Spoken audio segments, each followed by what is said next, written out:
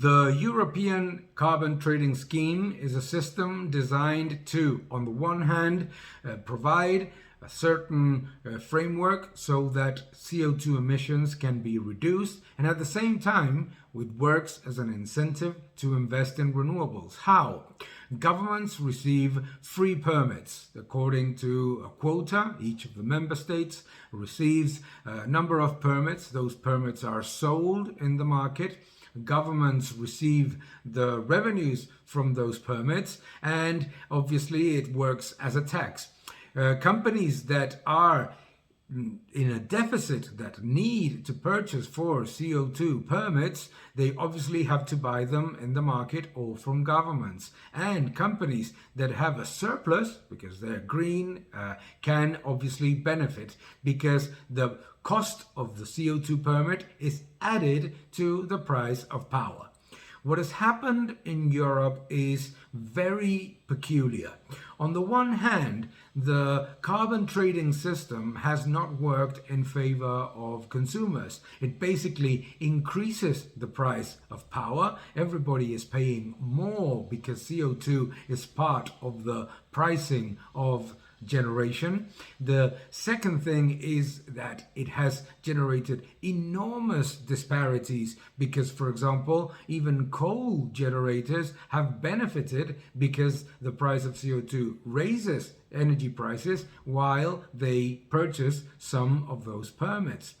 More importantly, what has not worked is the fact that governments deciding that prices of CO2 permits were too low, remember that this is a hidden tax, they decided to massively reduce the available permits. So what ended up happening is that the price of CO2 permits went from 8 to 30 to 65 euros a metric ton, and what that means is that households and businesses are paying massively more for power, but the benefit in terms of renewable investment, the benefit in terms of carbon reduction, and the benefits in terms of a cleaner energy mix have not been very clear, because regulatory risk has made it more difficult for renewable investment in many countries in Europe. Second, because the increase in power prices has meant that European power prices were rising even when natural gas and coal prices were coming down.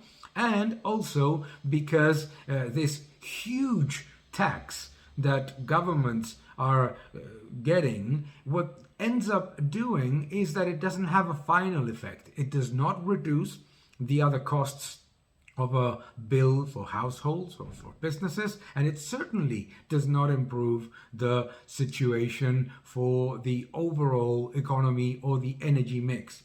What has happened in this particular crisis is CO2 costs are increasing prices more than what they would have risen because of natural gas or coal prices. Second is that governments are collecting an absolutely extraordinary amount of money from the CO2 permit sales. The European Union countries are going to collect about 20 billion euros of this as a tax. Third, what happens as well is that consumers are not seeing any benefit because, on the one hand, the energy crisis remains the same.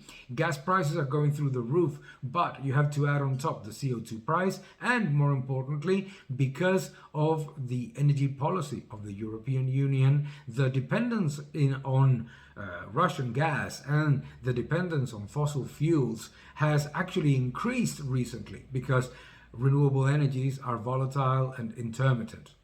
So ultimately, the carbon trading scheme has proven to be basically just another tax. It's been a massive tax on consumers, and it has not accelerated the renewable layout. It certainly has not reduced the dependency of natural gas or on coal in periods like the one that we're seeing right now. And furthermore, it is not improving the situation for households and businesses. In Europe, households and businesses are paying between 2 and 2.5 times what US equivalents are paying for power and gas.